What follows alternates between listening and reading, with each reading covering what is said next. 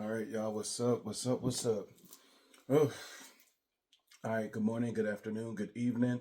Whatever it is, when you watch this video, just make it apply.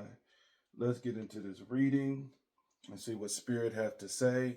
Again, y'all, I'm telling people it a must as much as I can in advance. Make sure you go to the website, sign up for Ebo. Ebo is very important, and the entrance of anything is very important. So, just to let you know, everywhere that I have ever lived, my very first time going into the state, I always drive, regardless of how far it is. When I came here to Arizona from Indiana, I drove in, and it was a long drive. It was 20, I think it was like 27 hours or something like that. And the reason why I always drive is because as soon as I get into the entrance of the state, I always perform a ritual. I always perform a ritual every single time I get to the entrance. So as soon as we crossed over and we got into Arizona, we pulled over on the side of the road. We lit a candle for Elegua, and we did an offering for Elegua so that Elegua will open doors. We did an offering for Eshu, so Eshu will close doors that need to be closed. We did an offering for Ochosi so that everything will be fair and balanced. And we did an offering for Ogun so Ogun will clear the path. And so each and every time we enter into a city, is doing that ritual right there on the side of the road, because the road is Elegua. Elegua is the owner of all roads. Elegua is the owner of portals. Elegua is the threshold. Elegua is the door. And so Elegua is every entrance. And so, those positions are very, very, very important.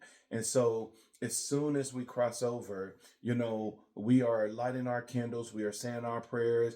Elegua, you are going to open doors, and you're speaking those things that you need. You're going to open doors in this land for me. You're going to bless me with jobs that's going to be 6 figures. You are going to bless me with love. You're going to open opportunities that will fill my cup, that will have me running over, that you will bring so many blessings while I'm here in this land. That stuff is very, very important. Ogun, you will clear the path. You will remove all obstacles, that nothing will stand in my way. Nothing will hold me back.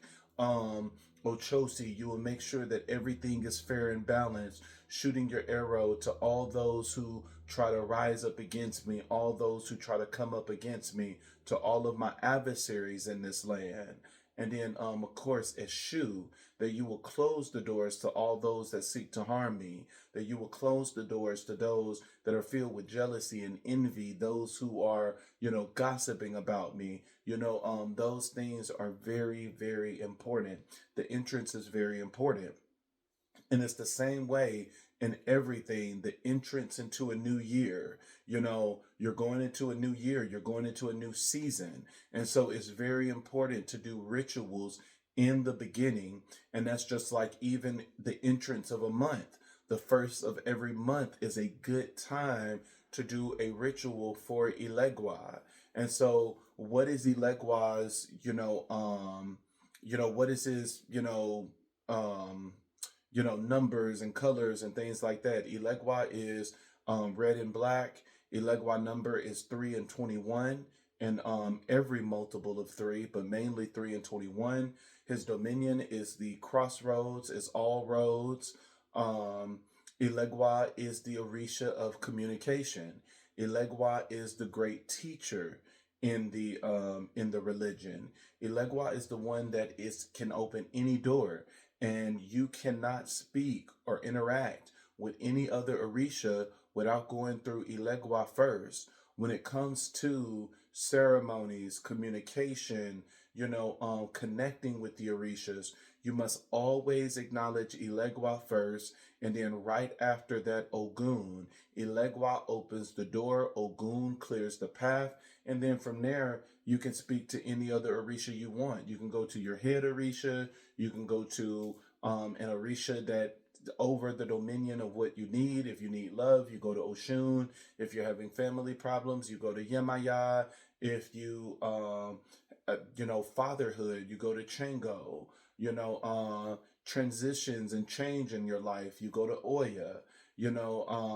Money and prosperity, it's different ones. You can go to Oshun, you can go to Olakun, you can go to Chango. My go-to is Ogun. Ogun is really good with employment, getting money through employment. Ogun is really good for employment. And so, we got to learn how to, properly work with the spirits. There is a, big move that a lot of people is trying to connect with the Orishas, but, they're doing it in a way where they're just doing their own thing, and trust me, I get it's very important to follow your intuition and do things that are aligned with your intuition, what they are telling you. But it's also good to learn the proper way, and the proper way of doing things when it comes to the Orishas, whether you are initiated or uninitiated. There are three things that we must be doing every single month. And you need to get with a priest, whether it's an Orisha priest or a Babalawo. In the beginning, either one would do, but the only one who can do the ceremony of telling you who your head Orisha is and doing the crowning ceremony for you, if you choose to become a priest, it can only be a Babalawo. An Orisha priest can teach you a lot of things, but the only one that can perform that ceremony is a Babalawo. But in the beginning, it is okay for you to connect with an Orisha priest to at least start learning things the proper way. It's very important to learn things the proper way. And so you have, three things that you need to do on a monthly basis. And that is getting a reading. Readings are very important so that you can understand what is in your energy, so that you can understand the challenges that you're facing, what the outcome is going to be, and the whole 9 yards. Sometimes they will give you a reading that's very detailed. Sometimes they will give you a simple reading because it's not much that you need to change. Sometimes they will give you a reading that everything is good, continue doing what you're doing. And then you have cleansing. Cleansing is very important. And sometimes when we think of cleansings, we think that a cleansing is only necessary when negative energy is on us. No, cleansing is a barrier that if anyone choose to start doing witchcraft or any negative situation come up, the cleansing is there to that put a barrier over your energy that is protecting you. And a cleansing is good before the witchcraft come. A cleansing is good before the negative energy come. Once that negative energy start to come and you are not cleansed and it start to attach to your energy and everything, that's when you end up spending more money because now you need a full-blown ritual or a ceremony. But cleansings is one of those things that, it's being proactive, not reactive. Majority of the time, people are always saying, oh, I need a cleansing because negative energy is on me. It should have been the opposite way. You should have been doing the cleansing before the negative energy even came, because if you would have did the cleansing before the negative energy came, you wouldn't be in the spot where the negative energy is attached to you now and it's in your home.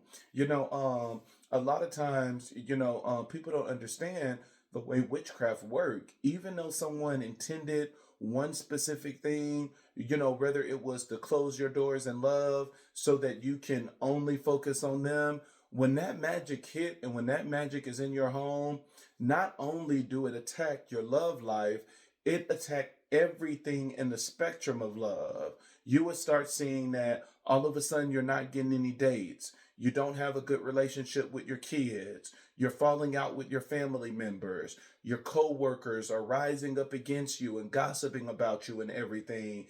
It affects every aspect of love the more you let that energy sit. It's the same thing when someone is attacking your finance. It may start with, money, that, now all of a sudden it feels like it is a bag. It's a hole in your money bag that your money is just keep pouring out. Then the next thing you know, now you have no money coming in. Now you start losing things like, maybe if you have equity in a home, you end up losing your home. It start attacking every aspect within that realm, every aspect of money, every aspect of love. And that is the importance of not allowing negative things to stay on you. But the most important thing that you can learn is being proactive. When you are proactive and you are doing your cleansings like you're supposed to be doing, every single month, every single week, there's things to do. You know, every single month, you should be getting a cleansing from a priest in order to protect your energy.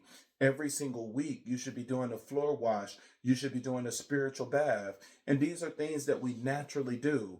Hopefully, we naturally do. Hopefully, we naturally take a bath every day. Hopefully, we naturally, sweep and mop our floors. The only difference is on the spiritual side, instead of using the regular things you use, you're using herbs. There's specific herbs and everything that you are using in order to do your bath now, in order to sit in the tub for 30 minutes so those herbs and everything can really merge and simmer in your energy. And it's the same thing with your floor wash, that you're adding herbs that, as you are mopping your floor, you're either bringing something in or you're taking something away. And so, these things are very, very important. And then finally, the last thing is Ebo. Ebo is not your regular offering of what you give to the Orishas. When it comes to offerings, you can do offerings yourself just by learning what the Orishas like. When it comes to Elegwa, give him apples, give him bananas, give him candy. All of those things are acceptable. Give him rum, give him cigarette smoke, give him coffee. There's a lot of things that Elegwa loves. And honestly, when it comes to Elegwa, Elegwa accepts almost anything. Okay, sorry, I had to go get my charger.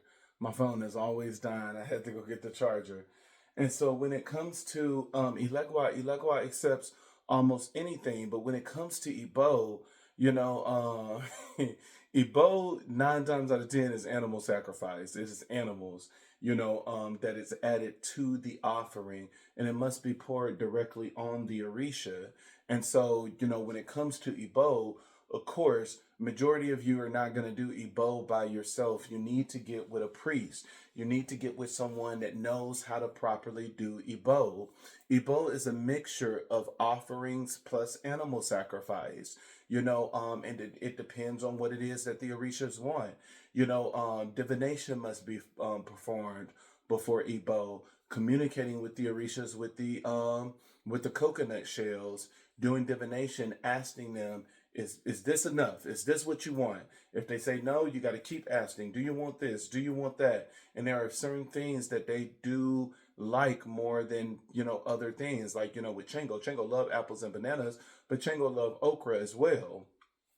And Chango is like the nigga in the in the pantheon, because he like a lot of standard soul food. That is the thing that Chango loves. And so every Orisha is different. Every Orisha requires different things. And when it comes to it, majority 9 times out of 10, you're always going to start off with a priest doing these things for you until you get to the point that you learn how to do it. And the only way you can learn how to do it, you must be consecrated. You must be in the religion, because you have to have your consecrated orishas in order to do it. And so for the uninitiated, you automatically have to go to a priest because you do not have your consecrated orishas. And so someone must perform everything for you, but it still bring you the same blessings, the same protection, and everything else. It's very, very, very important.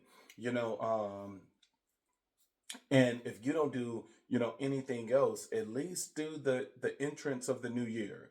Going into the new year is a good start of doing Ebo, is a powerful, energy portal going into the new year, and that you're speaking blessings in the beginning of the year that will cover you for the year. It's the same way when I do my rituals as I'm going into a different state. When I'm going into a different state, then I'm going to live there. I'm always performing a ritual at the entrance, speaking over the state, speaking over what it is that I want this land to produce for me. Those things are very important. And sometimes we take those things lightly and we don't understand how big of an impact they actually have. And so we need to, really pay attention to that. paying attention to the Orisha's feast days. You know, everybody, wants to, work with the Orishas when they see fit. And, when you do it that way, when it's just like, oh, I just work with them whenever I see fit, you don't see powerful manifestations. You don't see that powerful outcome that you want, because that's when you're in the state where you're prostituting the Orishas, that you are only going to them when you need something. And when it comes to the Orishas, it's all about relationships. You know, one of the reasons why, I have been so successful on this spiritual path is because years before I was even initiated in a religion, I still had my altars built. I had my statues of each and every last one of the Orishas and building altars all around the house. And I would leave candles, offerings, water, and everything else on those altars. And once I got my consecrated Orishas, I added them on the altar and, started doing even more stuff, because there's more stuff you can do when you have your consecrated Orishas. It's more rituals you can do. It's a lot of things you can do in order to bring in blessings and protection for your kids and for yourself. And so, just keep that in mind. If you're gonna do it the right way. Let's not have do anything. When it comes to this spiritual path of working with the ancestors and working with the Orishas, we need to make sure that we are getting readings done, that we can clearly understand what's in our energy. We need to make sure that we are doing cleansings in order to protect our energies. And please understand that cleansings is proactive and not reactive. Whenever you have already got magic on you and stuff like that, baby, you can do 10,000 cleansings, and majority of the time, depending on what type of magic it is, it's not going to strip off of you. You're going to see that it's going to be a band-aid approach at that point, that you're going to keep doing all of these these spiritual baths and everything, and you will feel good for an hour or so, and then you're going to be right back in the same predicament where you're like, damn, my doors and stuff is still closed. Because once things have been attached to you, it's time for a ritual. It's time for a ceremony. Sometimes you can get away with doing Ebo. Ebo will strip it away. But, once that thing is attached, there's other things that must be done. And so just really keep that in mind when it comes to cleansings. Cleansings is proactive. It is before anything has attached to you that you are doing cleansings.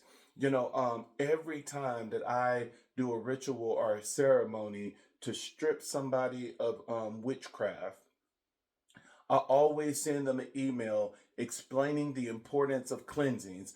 Cleanse, cleanse, cleanse yourself. As long as you cleanse yourself, you never have to do a ritual again. As long as you cleanse yourself, you never have to do a ceremony again. Cleanse your fucking energy. You must cleanse yourself on a weekly basis. And if you are working with clients and doing, spell work and stuff for other people, you need to cleanse yourself more than a normal person. That's when you need to do at least 2 to 3 spiritual baths a week. Because now you gotta, make sure that your energy is highly protected, because as you are, cleansing and working with people, their energy, their spirits, their demons and stuff can jump on you. And so you have to make sure that your energy is very protected. If you are doing readings is opening portals in order to go into the spiritual realm and get messages. You need to cleanse yourself more often. You need to be doing incense in your home almost every single day, especially before you start diving into the cards or any form of divination. Don't let these spirits and stuff just linger in your home, and then you think that somebody is doing witchcraft against you, and it's like, no, you opened a portal and you didn't properly close it. You opened a portal and you didn't properly protect yourself. Whenever you're doing any form of divination, not only do you need to be doing incense before and after, you need to make sure that you are covered, whether it's with your elekes, whether it's with your crystals, which will be black onyx or clear quartz. You need to make sure that you are protecting yourself as you are opening these portals and closing these portals. That's very important. And then Ebo. Ebo is the most important out of them all. I tell my clients all the time, if you can't do all 3, don't stress about it. Do Ebo. Ebo is the most important. And when you look at Ebo, Ebo is just like Old Testament. That was one of the things that I actually loved about Ifa is that growing up, I grew up Pentecostal apostolic, learning about the power of Holy Spirit and the whole 9 yards. Pentecostal apostolic, to me has a lot of power. Growing up, we learned how to speak in tongues. I still speak in tongues to this day. You're learning how to, command things as you pray and not begging. And I got a lot of insight, growing up Pentecostal apostolic, and that was the thing that really turned me on about spirituality. And the one thing that I always loved was the Old Testament. I always loved the Old Testament more than I loved the New Testament. And I always really studied the Old Testament, that I really dived deep into the Old Testament, understanding the feast that they would do on a yearly basis, the rituals and everything that they would do, the blood sacrifices and everything that they would do. And so once I got over to Ifa, and you start learning that, to me, Ifa is nothing but the Old Testament. That was the thing that made me fall in love. Everything that we do, you have seen it done for Moses, Aaron, Jacob, everyone in the Old Testament. These are things that they did and they performed, from wearing healing crystals with the 12 tribes of Israel, doing incense when going in a tabernacle, doing blood offerings on the altar, building altars. All of those things that we do, you see in the Old Testament. They say that an angel would come down and they would build an altar for the angel, and then they would name the altar. So all of those things in the Old Testament is what we do in Ifa. And I tell people all the time, the best way to understand Ifa, the best way to understand Santeria, the best way to understand Lakumi, the best way to understand Sheshe is truly understanding the Old Testament. If you understand the Old Testament, you already got a good glimpse of what Ifa is getting ready to teach you. And so that's just a good lesson for you. But just like they would have their ceremonies, the Feast of Unleavened Bread, and all of those things, we do the same thing. Every Orisha has a feast day, and on those feast days we give offering, we give Ebo, and just like the Feast of Unleavened Bread, the Feast of Trumpets, and all of those things in the Old Testament was very important. It is the same way in Ifa, that all of those things are very important. Don't forget the Orisha's feast days. Make sure you celebrate their feast days. And then you have your personal things on a personal level of celebrating them on their day. Ilegua Day is Monday. Ogun is Tuesday and Wednesday. Thursday is Obatala and Arumula. Friday is Chengo and Oya. Saturday is Oshun and Yemaya. Sunday is Obatala. Ochosi is Tuesday. So you start, learning all these things, that even on their day to, do something, break bread a little bit. It don't have to be anything, extravagant. On Monday, light a red candle and give Ilegua a cup of coffee. On Tuesday, light a green candle and give Ochosi, you can give him some nuts. You can give him some, he's a warrior. You can give him some meat. It's a lot of things that you can give. On, Tuesday, give Ochosi something sweet. Ochosi loves sweets. On on Thursday, give Obatala something white. Give him some milk. Give him some rice pudding. Give him some bread. Give him some egg whites. On Thursday, give Chengo and Oya something. Give Chengo apples and bananas. Give Oya nine different cups of drinks, 9 different drinks, 9 different juices, 9 different pops. Anything is 9 different, beverages that you can give Oya. Um, on Saturday, give Yemaya and Oshun something sweet. And with Yemaya, drench it with molasses. With Oshun, drench it with honey. So you can give Oshun a pumpkin pie and, drench it with honey on top. With, Yemaya, you can give her some melons, or you can give her any type of pastry and just pour molasses on top. And then, Sunday is back to Obatala, is anything white. And so, every Orisha, is different with what it is that they like. You just got to understand what's acceptable offerings.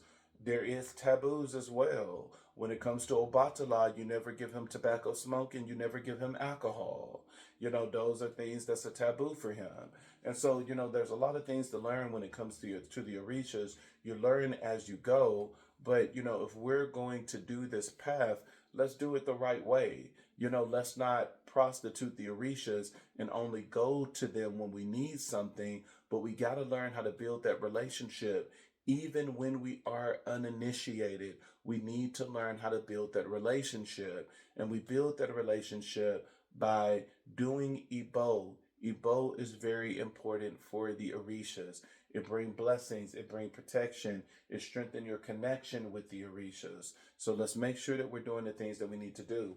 But it's very important going into an entrance of anything to make sure that you are doing Ibo. Doing Ibo at the beginning of the month, especially for Ilegwa, is extremely important. You're blessing and covering that entire month. Doing it in the beginning of the year is really good. You're blessing the entire year, bringing blessings in.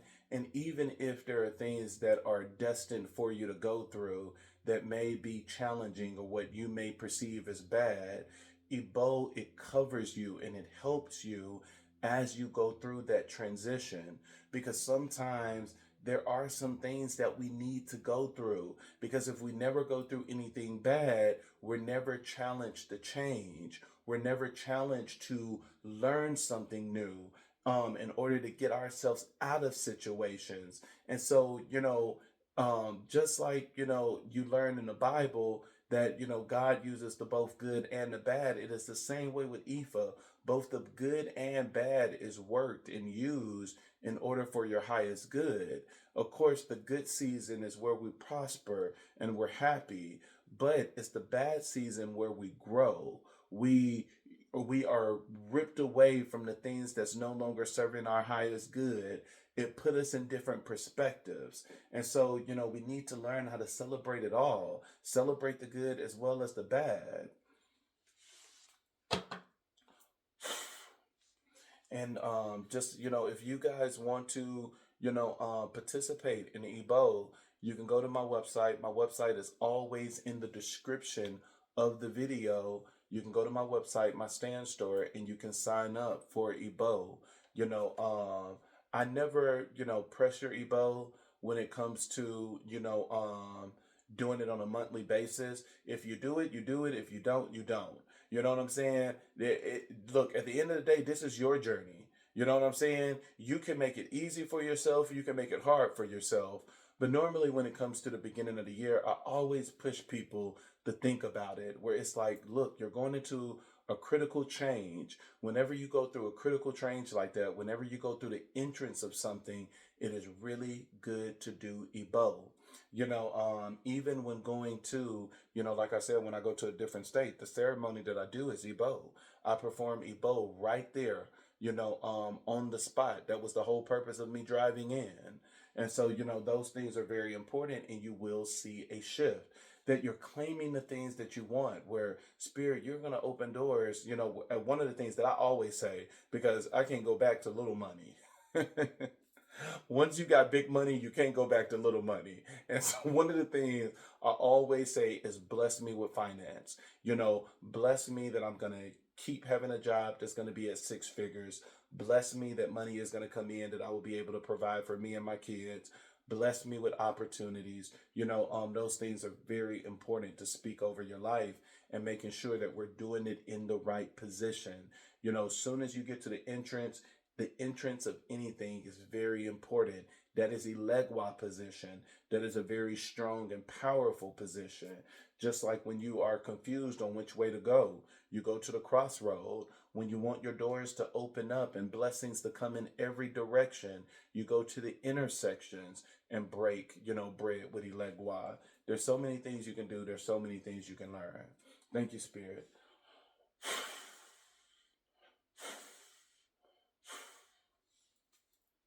Like another thing that I'm doing is I'm fasting into the new year. I started my fast yesterday, and it's so funny.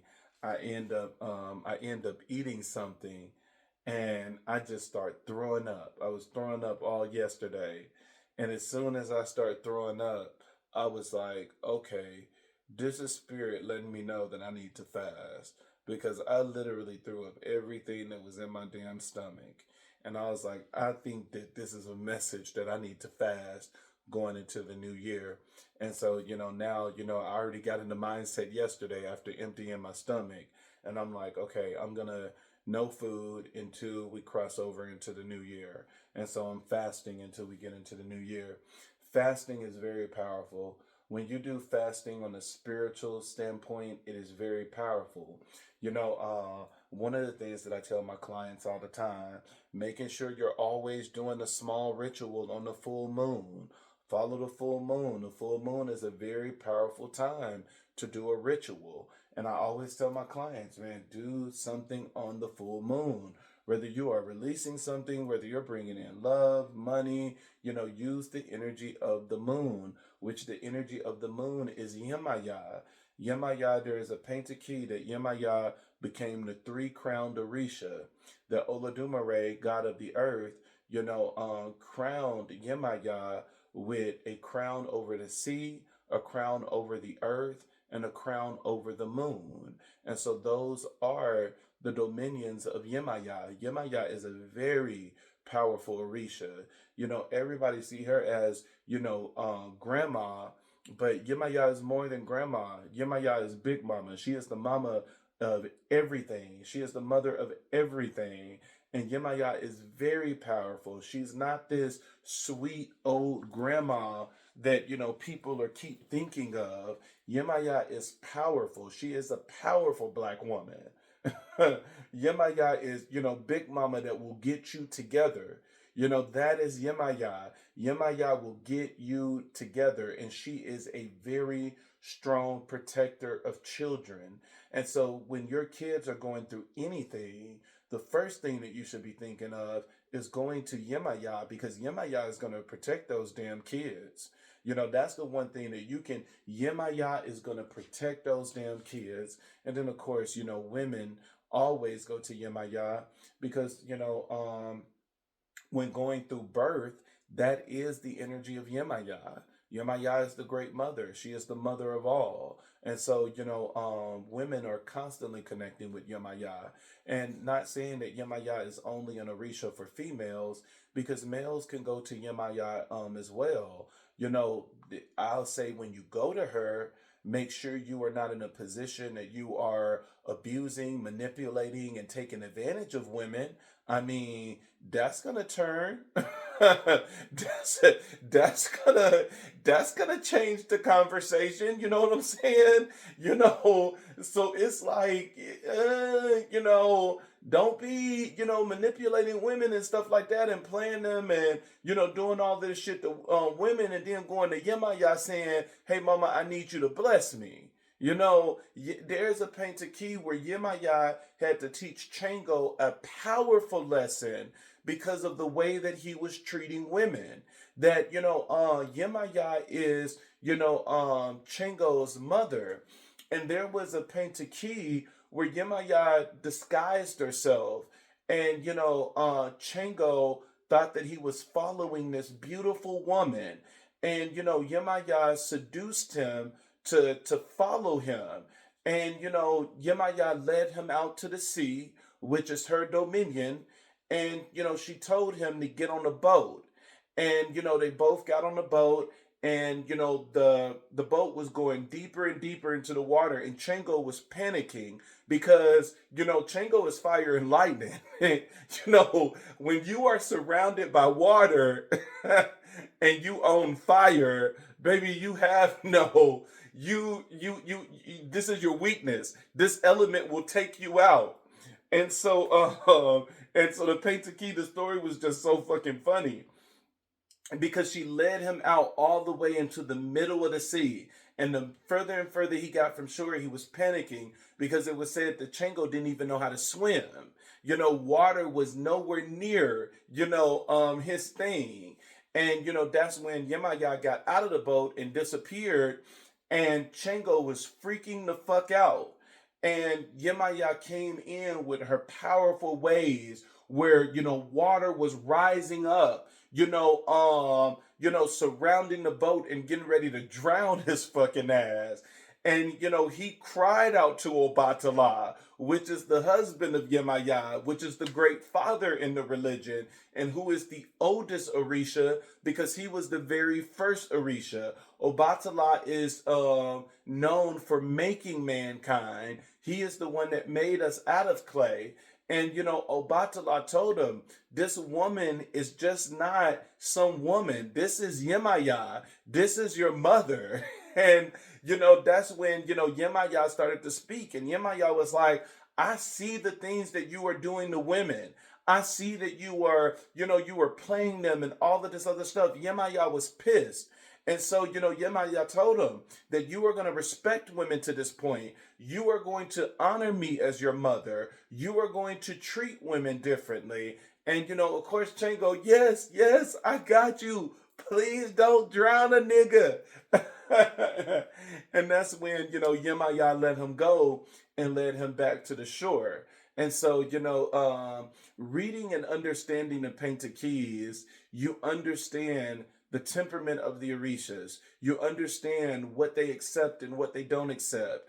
You understand a lot by reading the Painted Keys. And so by reading those Painted Keys, you learn that, Yemaya is the great mother, but at the end of the day, Yemaya do not like you, taking advantage of women. Taking advantage of women. If you are a guy that is a player, that you have done all these things to women, that you have used them and abused them and manipulated them, Yemaya is not the one that you want to call. You need to make your wrong right before calling on Yemaya. But Yemaya is very, very, very important. When I wanted a family, that I wanted kids and everything, I prayed to Yemaya in order to bless me with kids. And, it came. And, it's the same thing when I wanted love, I prayed to Oshun. And typically, I call on them together. Yemaya and Oshun, I kind of bounce them back to back because Yemaya is family and Oshun is love. They're connected, and so, that's my little spiel, and so, you got to be careful with, if you know that there's certain energies in you, you better be careful with which Orisha you call on. A lot of people, once they get these bad experience, they try to throw away the whole thing where they are like, oh, I called on them and, this happened to me and stuff like that. And now I'm scared and afraid. No, bitch, you approached them the wrong way. It's like, come on now. You can't go to an Orisha that is all about womanhood, that is all about femininity, that is all about embracing your sexuality and things like that. You can't go to a deity like that and then you done did all of this shit to women. Like, come on. You would have been better off going to Chango. You would have been better off going to Chango. Like, that's just like Ochosi. Ochosi don't care who invoke his energy. You can say the prayers, you can give the offering, and you can do everything to Ochosi. But Ochosi is a god of justice. If you are in the wrong and you are calling on Ochosi and you are saying, get them, they did this to me, it is said that when Ochosi shoot his arrow, it pierced the one that is wrong. And so if you were wrong and you are the one that called on him, it was like, what the fuck? What was the purpose of calling on Ochosi if you knew you were in the wrong? These are not human beings that you can easily manipulate. You never call on Ochosi if you're in the wrong. If you are in the wrong, if you are in the wrong and you need mercy to cover what you have done, but you still need protection, go to Chango. Chango will fuck with you more than what Ochosi will. Ochosi Painted Keys, it shows you that he is a true God of justice and he enforced law. Ochosi is law enforcement. Ochosi is justice. And so it's like, don't go to the police, don't go to the police giving a story that will incriminate you as well. That is Ochosi. And then Obatala is justice of going through the court systems. If you are going through the court systems for something, that's when you go to Obatala. And so I'll say this and then I'll get into the reading because it's already been, 40 minutes going over, Ifa, which I'm going to start teaching you this on my paid membership side. There are three main gods of justice, and every last one of them is different. You have Ochosi, you have Chango, and you have Obatala. Ogun is a really good god of justice as well, but Ogun is not notably credited for justice. Even though he do have a hand in it, he's not notably credited for justice. It's those three. Ochosi, don't go to him. That's the sum of the story with Ochosi. Don't go to him unless you know you're 100% in the right. If you are 100% in the right, don't be going to Ochosi saying, oh, Ochosi, I need you to get this. I need you to get him. He did this and he did that. And you done burnt down his apartment. You're going to get it too with Ochosi. Ochosi is balance. Ochosi is fairness. There is no moving the scales with Ochosi. If you are going to Ochosi, you better be blameless in what it is that you're seeing. You better be blameless to the point where you are saying, look, they scammed me. I didn't have shit to do with that. You know what I'm saying? You better be blameless going to Ochosi. When it comes to Obatala, Obatala is the court systems. If you're going through anything court related, you petition Obatala. Obatala will give you justice in that. Chango is swift justice. If you need something done immediately, that you can't wait, that it's not a court proceeding, that it can take forever, and that you don't want to give your you don't want to Ochosi, then go to Chango. Chango is swift justice, and normally Chango might give you a little bit mercy. You know what I'm saying? Chango might give you a little bit mercy. Depending on your relationship with them. But at the end of the day, every last one of them will still teach you a lesson if a lesson needs to be learned. Let's do Ebo going into the new year. That's it about the Orishas. It's already been 42 minutes. I wasn't planning on talking that long. Thank you, Agun. Thank you, Spirit Guys. Thank you, Ancestors. Thank you, Sarabanda. Thank you, Risha. Thank you, Yeshua. Thank you, Ola Marie. Thank you, Ola Brown. Thank you, Ola Fee. Ashe, Ashe, Ashe, Ashe.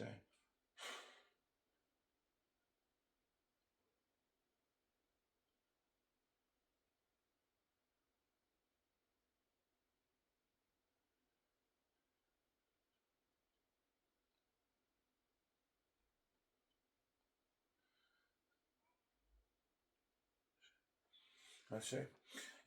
Every time that I blow and I, do my whispers, it's invoking energy. I'm always, doing it in a level of command that I'm saying, this is your son.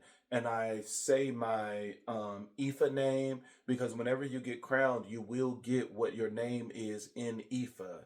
And then I also say my name in Palo Mayambe, invoking those spirits as well. And so, of course, when you are doing something on a public forum, you need to whisper it because nobody should know your name.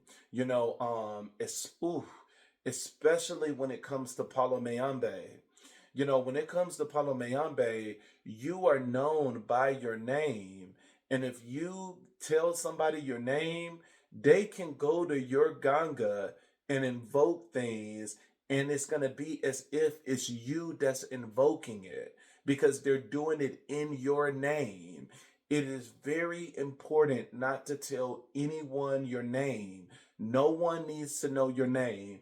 Even if you are praying on a public forum like this, when it comes to the part that you need to say those secret things, whisper it. You don't need to say it aloud because, Lord forbid, you can do a lot with Sarabanda.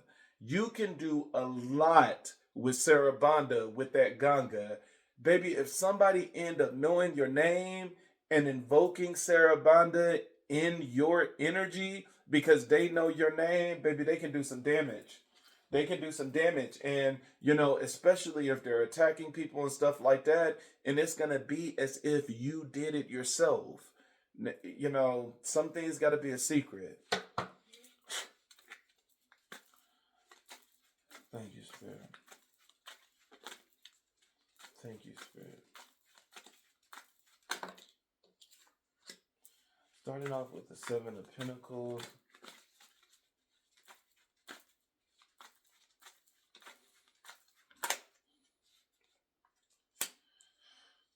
Seven of Pentacles and the Page of Pentacles.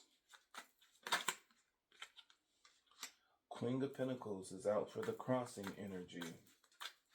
Queen of Pentacles is out for the crossing energy. And I'm sorry, y'all. This is going to end up being a very long reading because I already used so much time.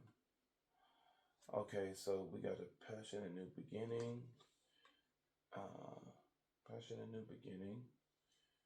Coming in with the Ace of Wands. Somebody is in contemplation. And then we have the Queen of Cups. All right, what is the crowning energy? What is the crowning energy? But, that's the one thing about it. Coming to my channel, I mainly built this channel to talk about the ancestors and the Orishas. And so, if you're looking just for, Terra only, and you like, look, I don't need the messages and stuff like that, then I'm probably not the Terra, probably not the Terra reader for you. I'm probably just not that reader for you. My goal is to educate. My goal is to empower, is to inspire, is to, teach about the Orishas and the ancestors, and to show you how all of this energy and stuff, it comes together. If you just want a reading, I may suggest, going to another reader. But, my channel is just more than just reading. My goal is that, when you leave me, you are equipped with the tools and everything that you need. It's the same way when I do personal readings. When I do personal readings, depending on what's in the energy, and, people will testify to it. When people sign up for a witchcraft reading, if you don't have witchcraft in there, the first thing I tell you is, why do you think you're under witchcraft?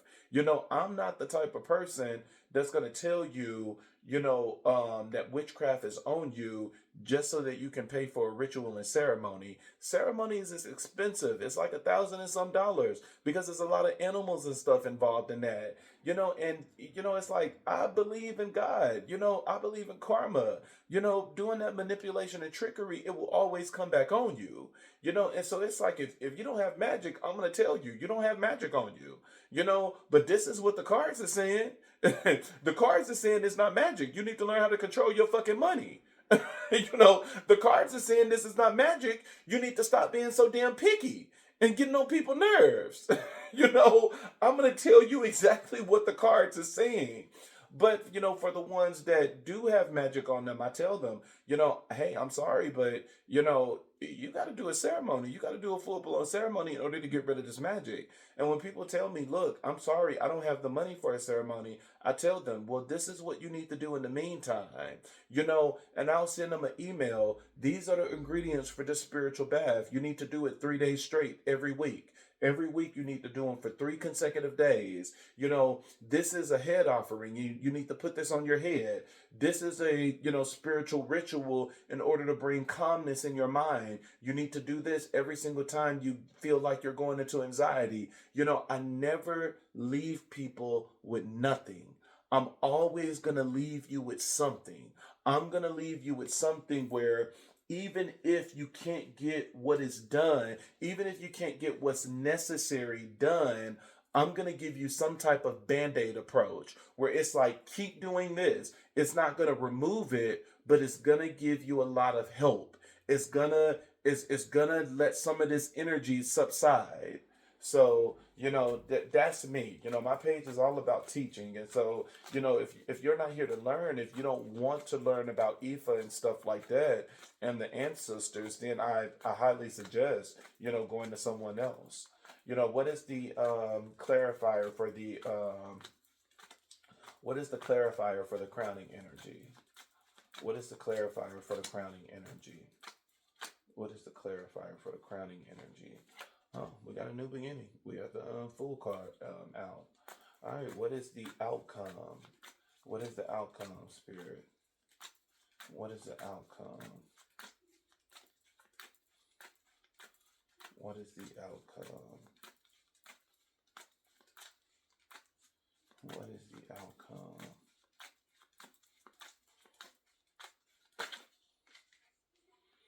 Damn, outcome is the Ten of Swords? Ooh, goddamn. Ooh, wasn't expecting that. Oh, but the Ten of Swords is leading to a reconciliation. Because the clarifier is the Six of Swords. Alright, we got the Queen of Swords at the bottom of the deck. We got a lot of bitches up on there. We got the Queen of Pentacles, we got the Queen of Cups, and we have the Queen of we got the Queen of Swords here. And females come through. We got a lot of females on the board. I'm gonna clarify first with another deck, another just regular tarot card deck. So we got the overall energy. We got the Seven of Pentacles. The Seven of Pentacles is long-term view. The Seven of Pentacles is all about, it's not thinking in the future. The Seven of Pentacles is an investment energy where this is someone that is saying, I'm ready to invest, I'm willing to invest, and it's an investment of thinking of long-term view. When you do an investment, investments is not something that you will get a return and stuff in the present. Even if you do the smallest thing of a CD account, you got to keep that money in there at least for a year. And then, especially when you start thinking about stocks and bonds, they got to stay even longer. When you think of your 401k, they have to stay in for years in order for you to see that big outcome. And so that is the energy of the Seven of Pentacles. The Seven of Pentacles is, investing in something, and it's waiting that long term in order to see all of the goodness of this investment. And so this is someone that is thinking about long-term view. This could lead to marriage. This could lead to a lot of things. But the Seven of Pentacles is not a card of marriage, but the Seven of Pentacles is something that's going to endure. The Seven of Pentacles is something that's going to be stable. The Seven of Pentacles is going to be something that will be able to stand the ups and the downs within a relationship. The Seven of Pentacles is very sturdy energy. This is someone that is being diligent. This is someone that's being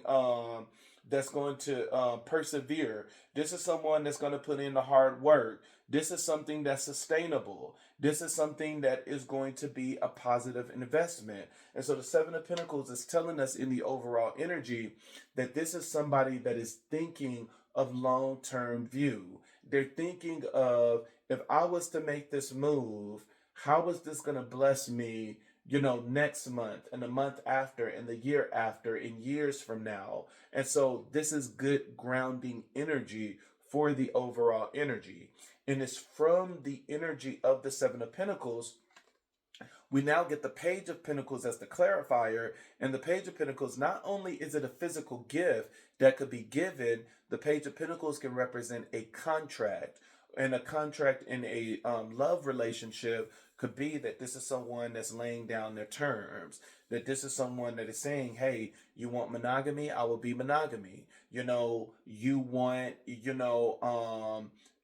kids, I can give you kids. This is someone that is building and signing that contract with someone. And so the overall energy is beautiful. The Seven of Pentacles is long-term view. The Page of Pentacles is a contract that is being built and signed. And so this is someone that is ready to invest. And not only are they ready to invest, but they are ready to go into this contract.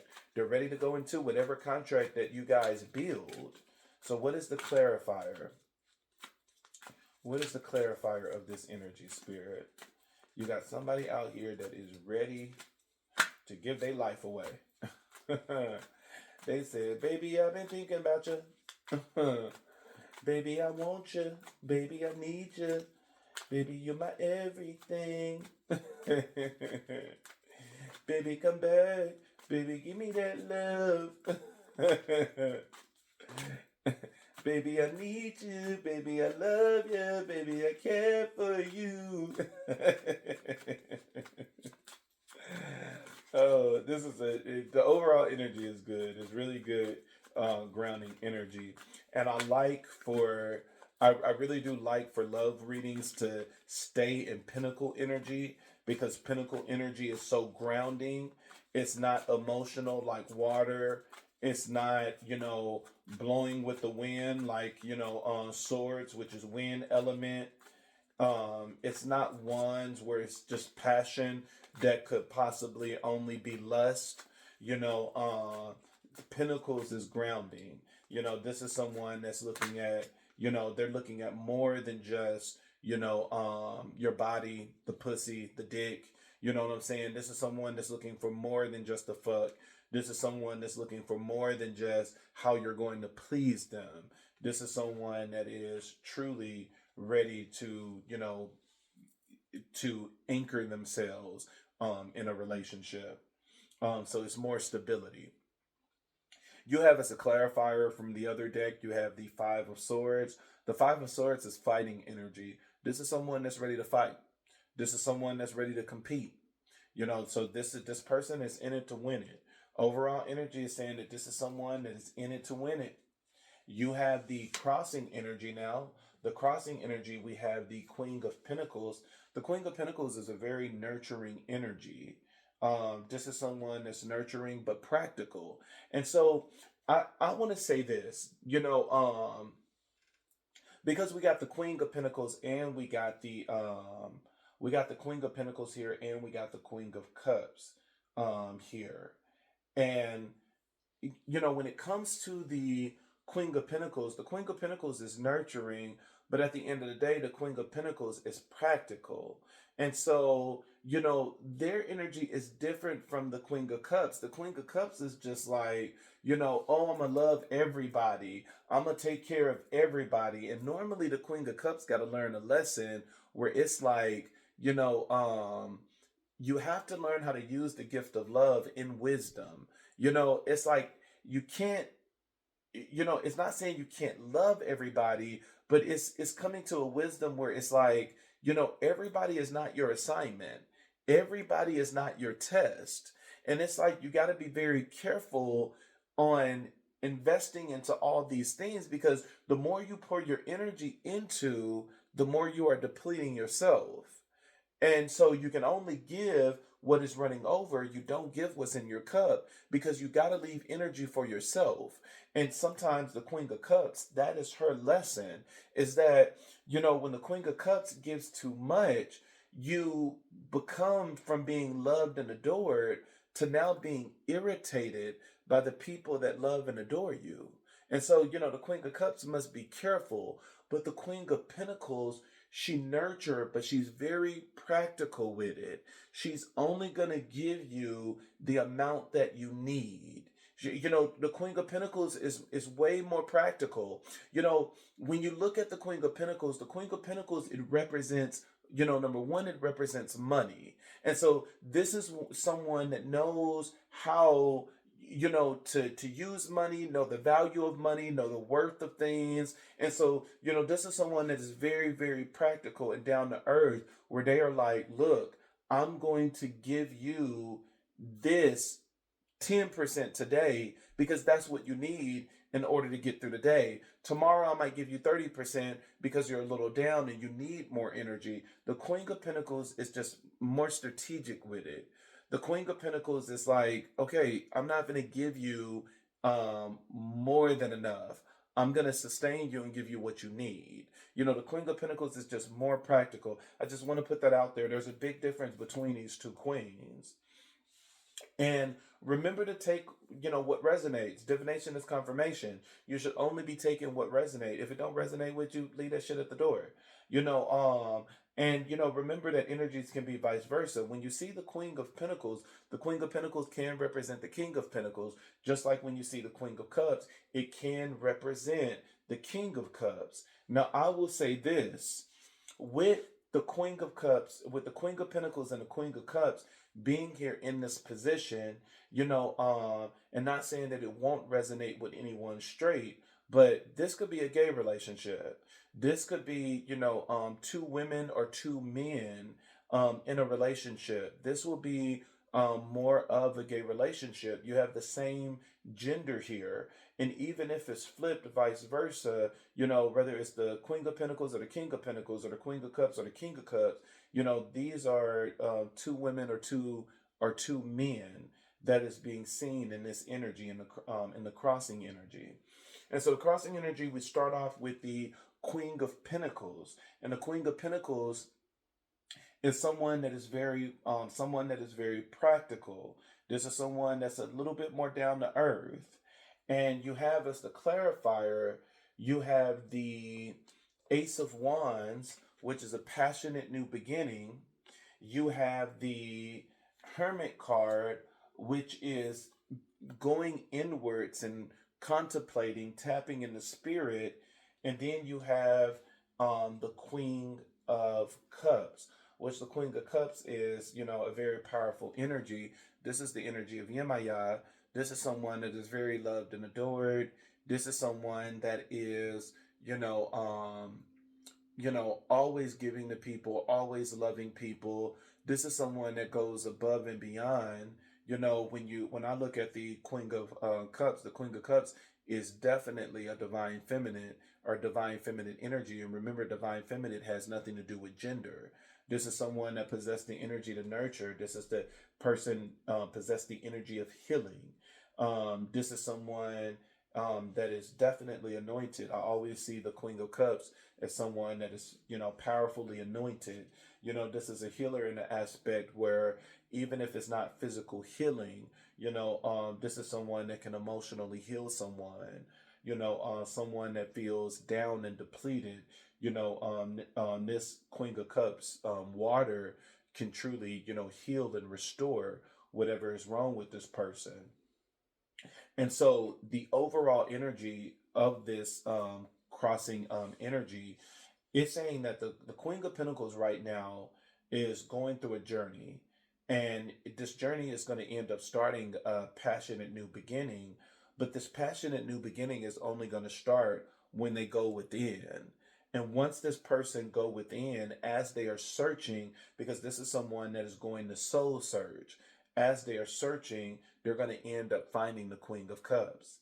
And with this energy, when they go in, this is someone that the Queen of Pentacles can start getting dreams and visions of this person, that the Queen of Cups is going to start appearing in their dreams. They're going to start thinking about this person throughout the day. They're going to start, reminiscing on, the things that this person has did or said, because the Hermit is putting them in a trance. The Hermit is really going within, contemplating, soul searching, and introspecting, and it's inner guidance as well. And so, as this person is going within, the vision of the Queen of Cups is going to be more and more prevalent. That, the deeper they go, they will see this person's face more. They will be able to understand who it is that they need to be connecting with. And so the Queen of Pentacles is going to end up finding the Queen of Cups. What is the clarifier? So now we're going to clarify this with the other deck. We have Justice. This is bringing a balance. And you know, the card at the bottom of the deck is the Hangman, which is it's going to bring balance by giving a new perspective. But you know, this is going to bring balance within this connection. And so this could be, you know, two women, two men that's not talking. You know, if it resonates, this could be, you know, a straight relationship. This could be a man and a woman. You know, but what I'm getting from the crossing energy is that, you know, this is going to end up being a lesbian relationship or a gay relationship. You know, it seemed like Death was pulling from the crossing energy that, you know, these two people are going to get back on track with each other. One is, you know, and you know, it's really funny because, you know, the Queen of Pentacles, when you look at it, it's, you know, everything is both aspects of energy. You know what I'm saying? You get both aspects of energy. The Queen of Pentacles can represent abundance, and the Queen of Pentacles can represent somebody broke, having trouble with money. You know, the Queen of Cups can represent somebody loving and adored, and the Queen of Cups can represent someone that's cold and distant. You know, but with both of them being in the upright, you know, the Queen of Pentacles, this is someone that's, you know, this is a man or a woman that's very down to earth. This person is a little bit more relaxed than the Queen of Cups. The Queen of Cups is, you know, someone that is on a mainstream. You know, they are seen, they are heard. People listen to their words. People listen to their advice. You know, the Queen of Cups is normally the cornerstone of the family. This is the one that everybody goes to. This is the one that everybody talk to. This is the one that everybody dump their burdens and their problems on. That's another thing that the Queen of Cups got to be very careful with is, you know, stop allowing people to just dump their shit on you. You know, teach them how to fish. Don't fish for these motherfuckers. And so I really do see this as two men or two women that's coming together within a relationship. And justice is here where, you know, justice is bringing balance within this connection. You have in the crowning energy, we have the Six of Wands. The Six of Wands is victory. The Six of Wands is victory and good news that's getting ready to come in. And the victory and good news that's getting ready to come in is the clarifier that there's going to be a new beginning with the Fool card here. Someone is going to end up taking a leap of faith. And right now, the one that we see that is the most active in this reading is the Queen of Pentacles. The Queen of Pentacles is going to end up coming in, giving some victory, and that victory is going to lead to a new beginning. And the Fool card is taking a leap of faith. This is someone that is going to take a leap of faith. And when people are taking a leap of faith, that means it's something that's holding this person back. You know, whether it's because I really do sense that this is a gay relationship, whether this is, you know, the Queen of Pentacles not being comfortable in their sexuality, that, you know, they are more concerned about the world views of, you know, lesbian and gay relationships, and, you know, maybe their DL, their family don't know, you know, it's something that is holding this person back. But whatever it is that's holding this person back, you know, number one, you have the Hermit card that is going to lead this person to the Ace of Wands. Because when you look at this, you know, and how it's set up, the Hermit, the light is what's leading this person. And the light is leading them to an even more powerful light, to a fire. You know, when you look at Wands energy, Wands is all about fire. It's a bright light, you know, and so this person is being led to this passionate new beginning. And the passionate new beginning is going to lead to the Queen of Cups. And even when you look at the Fool card represents someone taking a big leap. That this is someone that is ready to jump off this cliff, trusting that that right under there is another, is land, is something solid, that they're not just falling off of a cliff and going all the way down and dying. This is someone that is trusting that this leap of faith is going to take them to where it is that they need to do, where they need to be. And then when you look at right what's under here, what is aligned with this, when you look at right what's under it, which is horizontal from each other. I'm like, wait a minute, what's horizontal? What's vertical? What's horizontal from each other? You go back to the overall energy with the Seven of Pentacles, which is saying that this person is looking at long-term view and they're going to give a contract. And so, both of what's above and below each other is saying the same thing. We're saying that this person is looking at long-term view and they're going to give a contract, and that this person is going to come in with good news and they're going to take a leap of faith. And so this is someone, I don't know if this is well, maybe it's a past relationship, because we do got the Six of Swords here, which is reconciliation card. But this could not be like it's not like a reconciliation, I think, of what we think. Normally, when we think of reconciliation, it's like, okay, this is somebody that we talked to before, and stuff like that. This could be two people that know of each other, but maybe you never entertained the thought of being in a relationship with each other. That is the energy that I'm getting from this. What is the clarifier? What is the clarifier?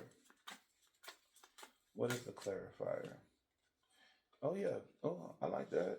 The clarifier, and then even the card at the bottom of the deck. Come on now. Come through, lesbians. Come through, lesbians and gays. We have the Ten of Pentacles with the Moon card as the clarifier for the Six of Wands and the Fool card. Once again, like I said, I love Pentacles and I love reading more than I love the Cups, because the Ten of Pentacles is physical, is grounding. And so the Ten of Pentacles is saying that, look, this is going to be secure. It's family life, it's safety, it's security, it's long-term success, it's a solid foundation, it's an inheritance. This is really good energy, but it's paired with the Moon card that is saying that this is still something that could be unknown to you, and that this move is going to illuminate what it is that this person feel. But right now, this is something that is unknown. This is, this is a reading where, it seemed like the Queen of Pentacles, you know, is hiding emotions of what they feel for the Queen of Cups, but these emotions are eventually going to come out, because it's going to spark this new beginning. You have the card at the bottom of the deck is the Ten of Cups, which is divine love. This is love coming together. And right under that, once again, now we see the Ace of Wands in this deck. And so this is going to be a passionate new beginning. Now, we have in the outcome position. The outcome position is the Ten of Swords. This person is about to go through some pain, but it's going to be this pain and this betrayal that is going to end up leading to the Six of Swords. That this person, once they go through this betrayal and this pain, they're going to end up traveling to the Queen of Cups. Let's see what the clarifier is for that. And so it's going to be pain that's going to be fueling this change. This person is going to feel betrayed in some type of way. And the betrayal could be, this could be somebody coming out. This could be somebody coming out. This could be somebody being exposed. Maybe you messed around with somebody and this person exposed you. And then now all of a sudden you're out, and you have no force. You have no choice but to live in your truth now.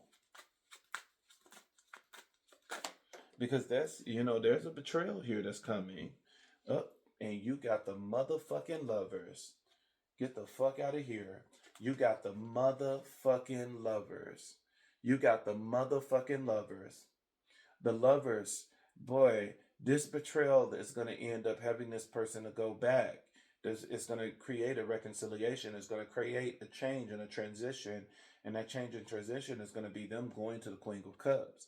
And this motherfucker finna be in love. This person is going into the lovers because of pain. And now the card at the bottom of the deck, you got the King of Pentacles. The King and Queen of Pentacles is a divine match. And I see the King of Pentacles as the Queen of Cups.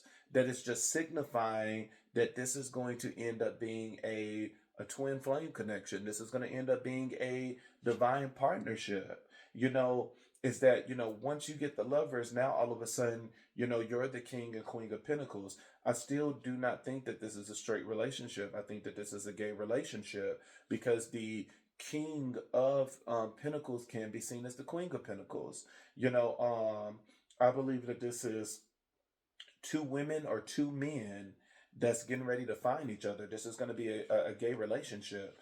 And you have right under there, you have the Nine of Cups, which is a wish fulfillment. And then right under there, like, come on, right under there, you have the Queen of Pentacles now in this deck. The King of Pentacles, wish fulfillment, and now you have the Queen of Pentacles. This is a beautiful reading. This is a very beautiful reading. The lesbians and gays are coming together on this one. Come on, lesbians. Smack that pussy. The lesbian and gays said, baby, you finna read for us today. They said, I need to get my pussy licked. This pussy haven't been licked in decades. They said, today is getting licked, nigga.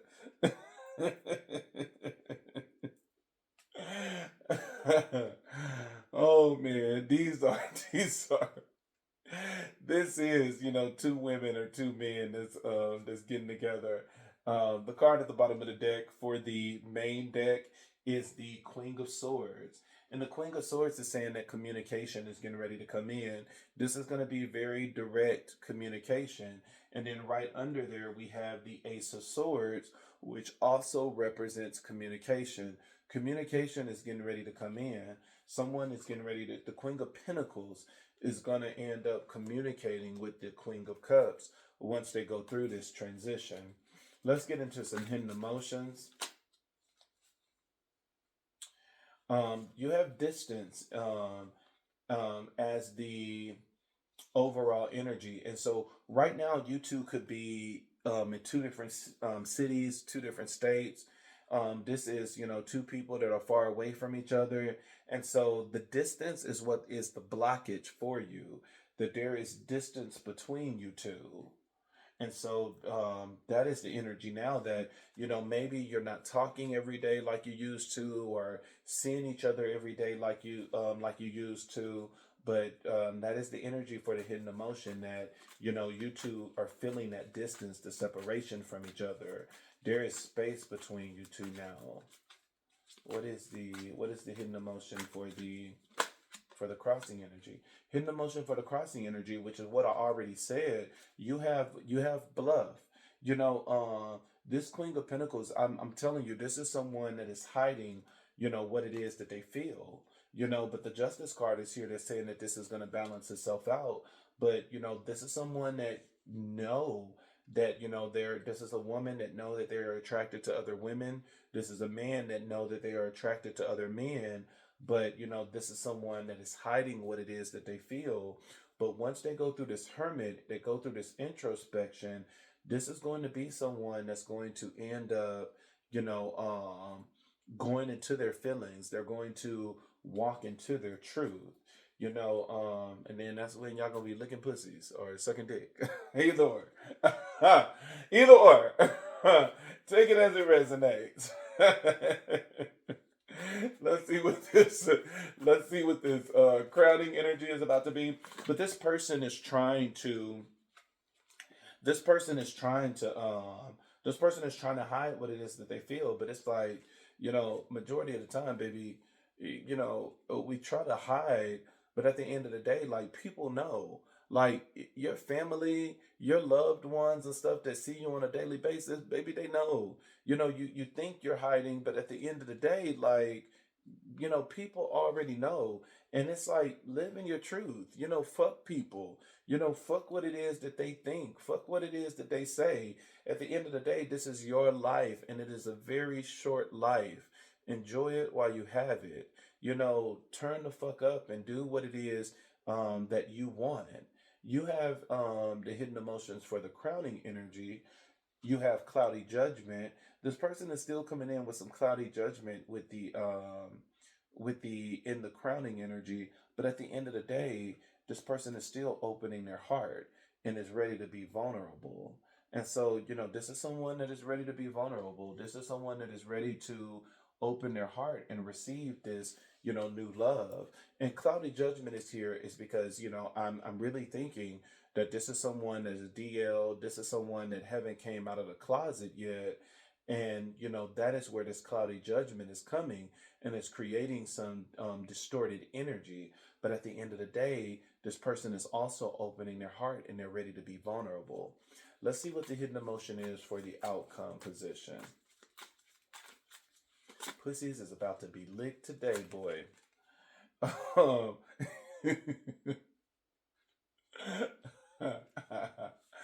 the the the hidden emotion for the outcome position, you have perspective. This is someone that's getting ready to walk into a new perspective. This is really good with the Ten of Swords being here, which saying a betrayal is getting ready to happen, which is going to have this person to go into the energy of the Six of Swords, that this person is going to go to the Queen of Cups, and they're going to be lovers, with the lover card being here. And now it's saying that this person is going to go into a new perspective, which means that they are getting out of this cloudy judgment and the crowning energy, and they're going into a new perspective. And so, I really do feel with the Ten of Swords being here, the Ten of Swords that talks about a betrayal. This could, I'm telling you, this is more of an outing energy. This could be someone from the Queen of Pentacles past, or someone that they're messing around with now, someone they mess around with on the side, that this person could betray you, and that betrayal could be, you being outed, where it's forcing you to come out it's forcing you to come out of that damn closet. And, but it's saying that this betrayal is that is going to be the thing that's going to fuel this reconciliation with the Six of Swords. So it's not saying that you're going to be with the person that's going to out you. Once you get outed, this person is going to the Queen of Cups. This person is saying that, look, I need some nurturing energy, baby. I need somebody that's gonna love me. And so, but I really do feel that this Ten of Swords energy is someone that's going to get outed. This is someone that, someone is going to put their business out, is going to force this person to, to deal with their feelings. The mask is going to be broken. You have the card at the bottom of the deck. You have hoping. This is someone that is hoping for a new beginning. A new beginning with this. It's being seen as the King of Pentacles at the as the other deck. This is someone that is hoping to get with the Queen of Cups. Let's see what the Oracle cards is about to bring to this connection. Let's see what the Oracle cards is about to bring to this connection. Let's see, what is the Oracle cards going to bring to this connection, Spirit? What is the Oracle card for the overall energy?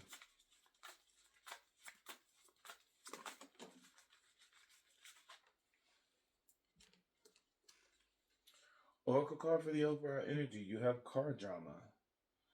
This is someone that could be having some car problems. As the overall energy, this is saying that this person is ready to invest. Somebody is going to be having some car problems.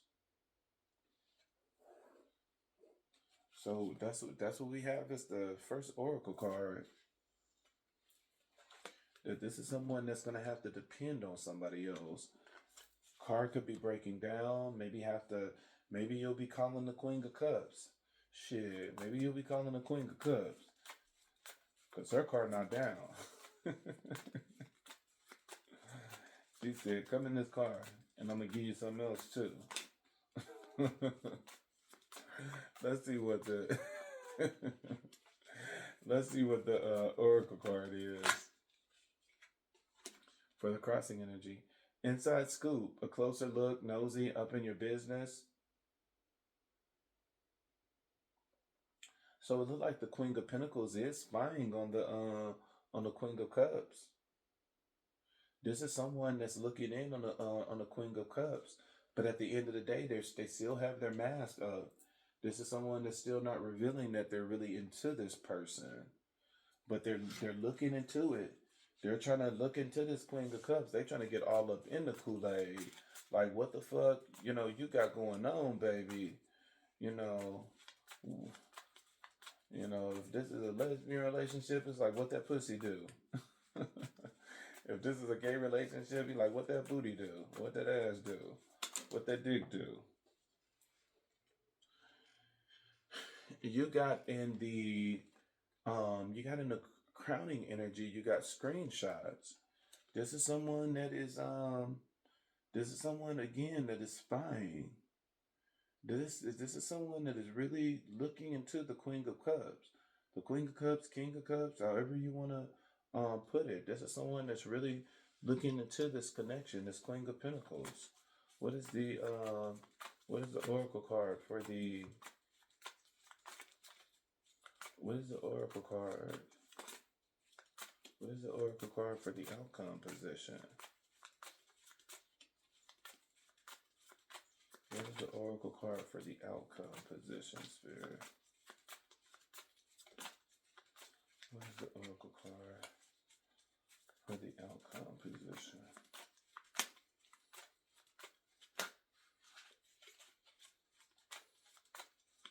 What is the Oracle card for the outcome position?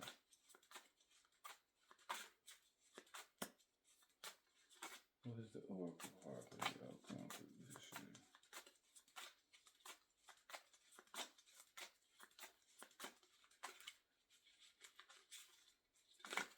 Ooh.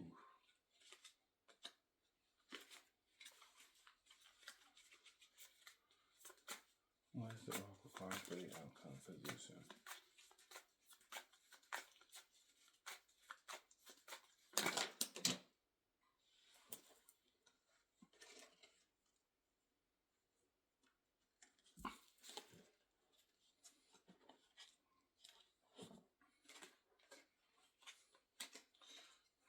All right, we got the Oracle cards for the outcome position. We got kissing ass.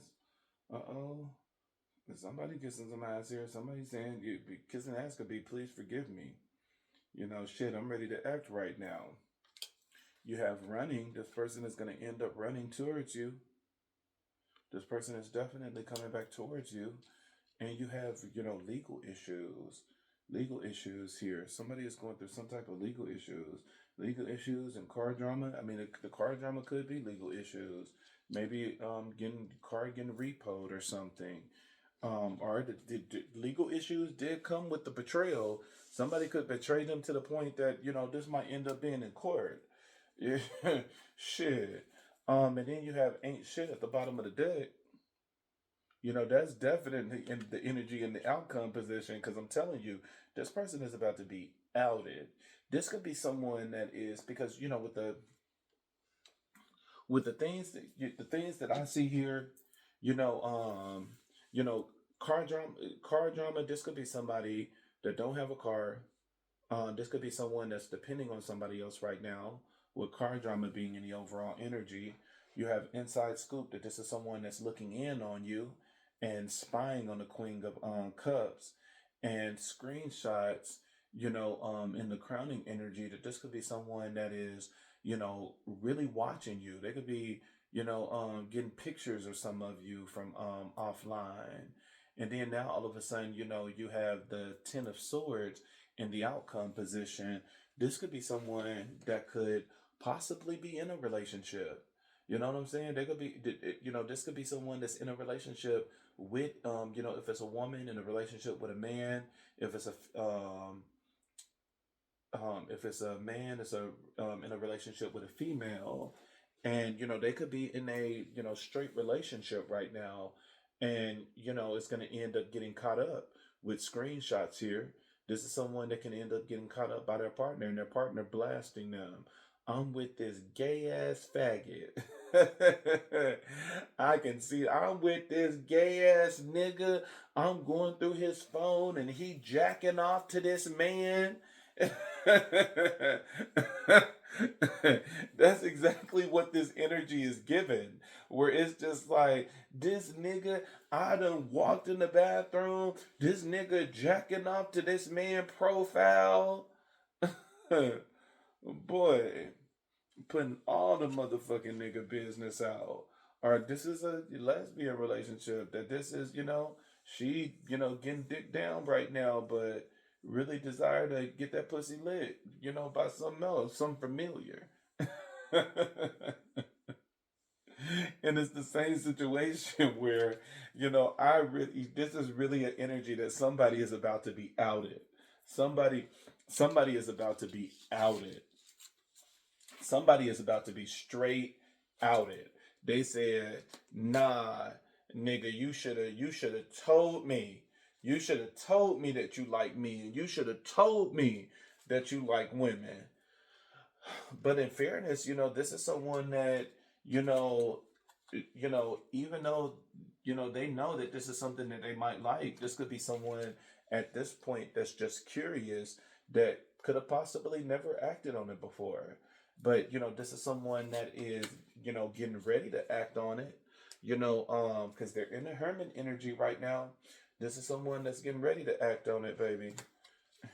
And this person already got their sight on who it is that they want. The one that they want is this Queen of Cups, which we later see as the King of Pentacles, showing that this is going to end up being a divine connection. So good luck. This is about to be this is definitely, I can see the Ten of Swords. This is about to be some pain. This is about to be some pain, but it's going to be a necessary pain because it's going to lead somebody on the road that they need to be on, that they knew that they should have been on, but have been avoiding.